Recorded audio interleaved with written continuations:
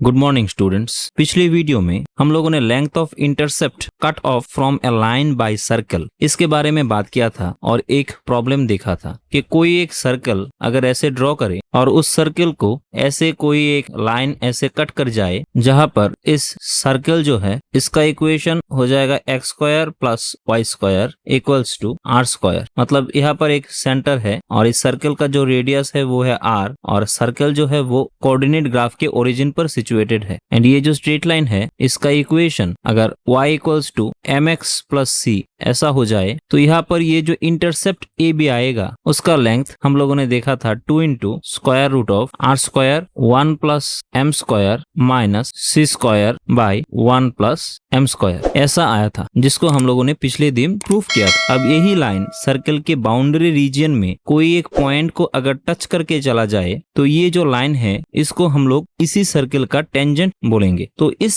Tangent होने के लिए जो कंडीशन होना चाहिए उसके बारे में आज हम लोग बात करेंगे। तो पिछली बार जब इस पॉइंट से ये स्ट्रेट लाइन पास करके गया था तो हम लोगों ने ये डिस्टेंस निकाला था। अगर ये लाइन फिर से इस पॉइंट से इंटरसेक्ट होते होते चला जाए तो हम लोग इस लाइन की इक्वेशन को निकालेंगे। तो सिमिलरली जैसे जैसे लाइन बाउंड्री रीजन की तरफ बढ़ता चला जाएगा वैसे वैसे इस कॉर्ड का लेंथ जो है वो धीरे धीरे छोटा होते चला जाएगा। तो जब ये बाउंड्री रीजन के किसी पॉइंट्स को टच करके जाएगा तो ये कॉर्ड का जो लेंथ होगा इसे अगर हम ए बी से डिनोट कर दे तो ये ए बी जो होगा वो 0 के बराबर हो जाएगा। तो कंडीशन ऑफ टेंजेंसी में अगर इस सर्कल का इक्वेशन अगर ऐसा हो जाए X square plus Y square equals to are square जहां पर R equals to radius and circle का जो सेंटर है वो है 0 0 मतलब ओरिजिन एंड इस लाइन का इक्वेशन जो है वो है y equals to M X plus C. तो कॉर्ड का इक्वेशन आया था 2 into square root of are square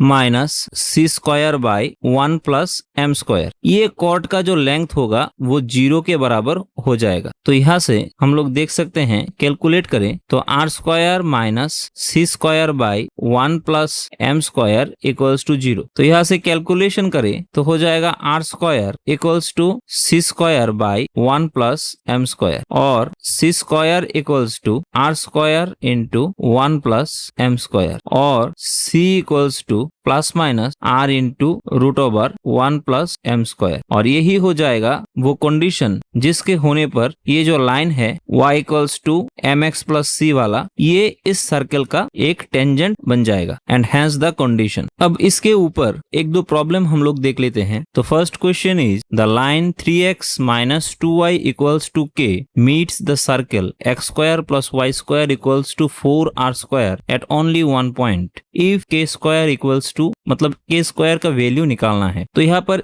एक सर्कल का इक्वेशन दिया गया है x square plus Y square equals to 4r square और यहाँ पर एक लाइन का इक्वेशन दिया गया है 3x minus 2y equals to k और बोला गया है कि ये लाइन इस सर्कल को कोई एक पॉइंट में पर्टिकुलर पॉइंट में टच करता है। तो आप लोगों को इस k स्क्वायर का वैल्यू निकालना है। तो कंडीशन ऑफ टेंजेंसी से हम लोग जानते हैं कि कोई एक लाइन का इक्वेशन अगर y equal to M X plus C है एंड सर्कल का इक्वेशन अगर X square plus Y square equals to are square है तो ये लाइन इस सर्कल की टेंजेंट होने के लिए जो कंडीशन सेटिस्फाई करेगा वो है c equals to plus minus r into 1 by 1 plus M square जहां पर m है इस लाइन का स्लोप एंड r है सर्कल का रेडियस एंड c है इस लाइन का कांस्टेंट। तो जो गिवन लाइन है वो है 3x minus 2y minus k ऐसे लिख लेते हैं इक्वल्स टू 0 एंड सर्कल का equation x square plus Y square equals to 4r square. तो इसको इस रेस्पेक्टिव इक्वेशन में बिठा दे तो पहले इसको लिख लेते हैं 2y minus 3x plus k equals to 0। तो यहाँ से y equals to 3/2x minus k ऐसे लिख सकते हैं माइनस k/2 ऐसे लिख सकते हैं। तो यहाँ से m हो जाएगा 3/2 c हो जाएगा माइनस k/2 ऐसे एंड इसको x square plus y square 4r square को 2r इसका होल स्क्वायर ऐसे लिख सकते हैं। तो ये हो जाएगा इसको कैपिटल R ऐसे डिनोट कर देते हैं। तो अब इस फॉर्मूले में बिठा दे तो हो जाएगा minus k/2 equals to plus minus इस r की जगह हो जाएगा ये वाला 2r 1 प्लस m की जगह हो जाएगा 3/2 इसका होल स्क्वायर। तो अब बोथ साइड स्क्वायर कर ले तो हो जाएगा k square by 4 equals to 4r square into 1 plus square and square root मिलकर एलिमिनेट हो जाएगा 9/4। तो इसका कैलकुलेशन करें तो हो जाएगा 4r स्क्वायर इंटू 13/4। ये 4 कैंसिल हो जाएगा, k स्क्वायर बाई 4। तो k स्क्वायर इक्वल्स टू हो जाएगा 13 इंटू 4 52r स्क्वायर, और यही हो जाएगा रेस्पेक्टिव आंसर। आशा करता हूँ समझ गए होंगे। Second question is the condition that the straight line cx minus by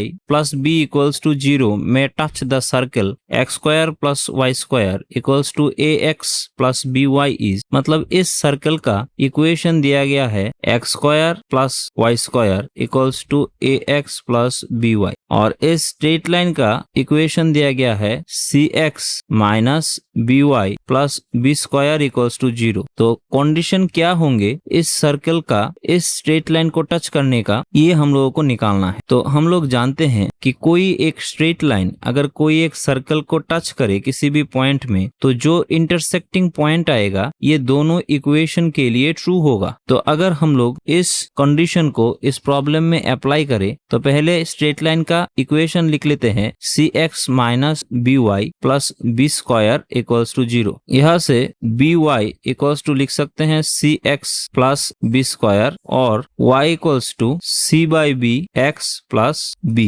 इसे इक्वेशन 1 दे देते हैं। अब इस y की वैल्यू को हम लोग इस सर्कल का जो जनरल इक्वेशन दिया गया है x square plus Y square minus ax minus by equals to 0, इसमें पुट कर दे तो आएगा x स्क्वायर प्लस y की जगह पर c by b x plus b इसका whole square minus ax minus b into c by b x plus b square. जैसा कि हम बोले थे कि कोई एक intersecting point circle and straight line के द्वारा अगर क्रिएट हो तो इस इंटरसेक्टिंग पॉइंट में जो कोऑर्डिनेट आएगा वो सर्कल की इक्वेशन के लिए जैसा ट्रू होगा वो स्ट्रेट लाइन की इक्वेशन के लिए भी ट्रू होगा। इसलिए हम लोगों ने स्ट्रेट लाइन की इस इक्वेशन में से y की वैल्यू को सर्कल की इक्वेशन में पुट कर दिए। तो यहाँ से हम लोग लिख सकते हैं x square plus c square by b square x square plus 2cx plus b square minus ax minus cx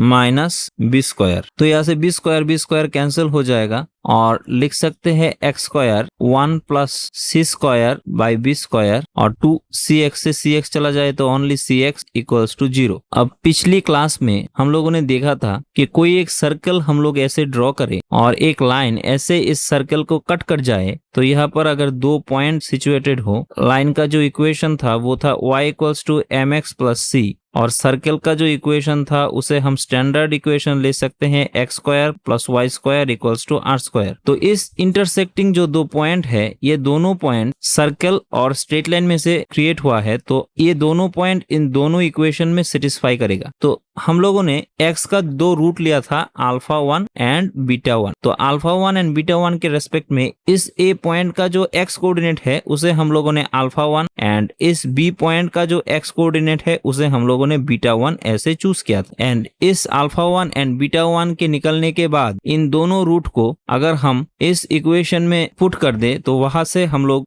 y1 and y2 की वैल्यू निकाल सकते हैं जो यहाँ पर सिचुएटेड हो जाएगा y1 एंड y2। ऐसे हम लोगों ने पिछले दिन जो थ्योरी था उसके बारे में डिस्कस किया था। तो इस x का जो क्वाड्रेटिक इक्वेशन आएगा यहाँ से x का दो रूट आ जाएगा, एक x1 एंड एक x2। तो अगर ये स्ट्रेट लाइन सर्कल के इस पॉइंट से पास ना होकर इस पर्टिकुलर पॉइंट से पास हो जाए तो वहां पर x का जो क्वाड्रेटिक इक्वेशन आएगा वहां पर x का सेम ही रूट हो जाएगा, मतलब एक ही रूट रहेगा। क्योंकि यहाँ पर आप लोग देख सकते हैं यहाँ पर दो पॉइंट में इंटरसेक्ट किया, इसलिए यहाँ पर दो रूट आया था डिफरेंट। सिंस सेकेंड सिचुएशन में ये जो स्ट्रेट लाइन है ये सर्कल को इस पॉइंट में टच करता है पर्टिकुलर पॉइंट में, तो यहाँ पर x1 एंड x2 जो आएगा उन दोनों का वैल्यू सेम आएगा, मतलब टेंजेंट के कंडीशन पर। तो सिंस ये जो लाइन है इस सर्कल को टच कर रहा है मतलब टेंजेंट हो रहा है, तो x का जो क्वाड्रेटिक इक्वेशन आएगा वहां पर जो दो रूट आएंगे x के ये दोनों इक्वल हो जाएंगे। मैं यही बताना चाह रहा था। तो x का दो रूट इक्वल कब आएगा? जब x एक परफेक्ट स्क्वायर हो जाएगा, मतलब x minus p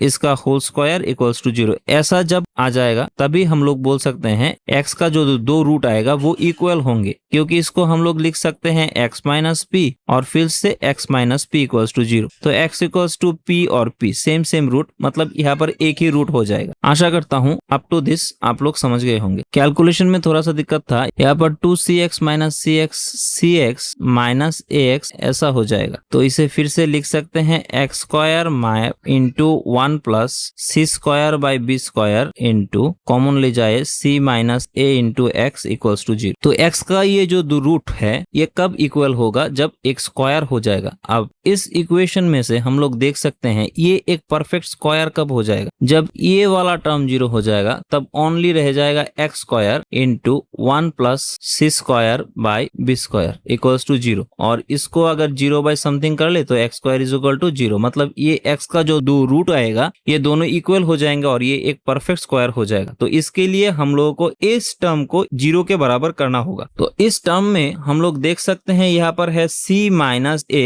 into x equals to 0। अब x तो एक वेरिएबल है, ये तो कभी 0 नहीं हो सकता, तो only possibility is c minus a equals to 0 to become a perfect square of equation 2। इसे हम इक्वेशन 2 दे देते हैं and hence the required condition, मतलब अगर c इक्वल्स टू a के बराबर हो जाए तभी ये जो स्ट्रेट लाइन है ये इस सर्कल का एक टेंजेंट बन जाएगा। आशा करता हूँ अप टू दिस आप लोग समझ गए होंगे। तो आज हम लोग यहीं पर अपना सेशन कंक्लूड कर देते हैं। नेक्स्ट डे हम लोग टेंजेंट के बारे में जानेंगे, इसका लेंथ क्या होता है, इसका इक्वेशन क्या होता है, इसके ऊपर एक दो प्रॉब्लम देखेंगे। तब तक के लिए thank you and good bye.